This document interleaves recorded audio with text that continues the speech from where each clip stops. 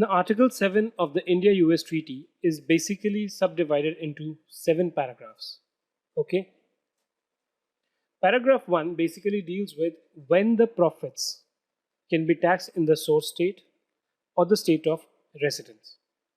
So this generally provides that the right to tax these profits is with the state of residence unless the enterprise carries on business in the source state through a PE. Right? If you're carrying on the business with a PE, then the profits of the PE are to be taxed in India. Right?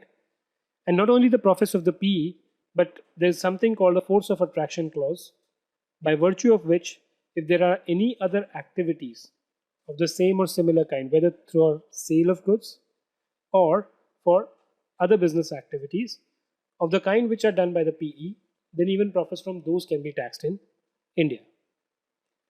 Paragraph 2 says that the PE has to be considered as a distinct and separate enterprise and calculate the profits which are to be taxed in the source state accordingly.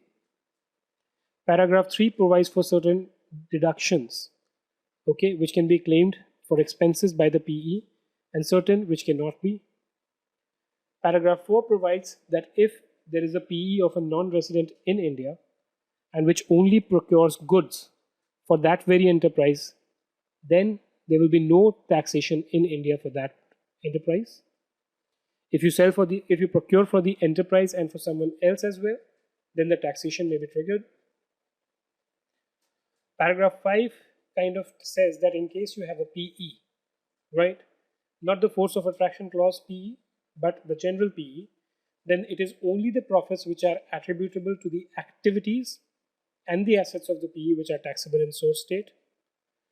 Paragraph 6 says that if there are any specific article which deal with income in other clauses, those are going to override Article 7.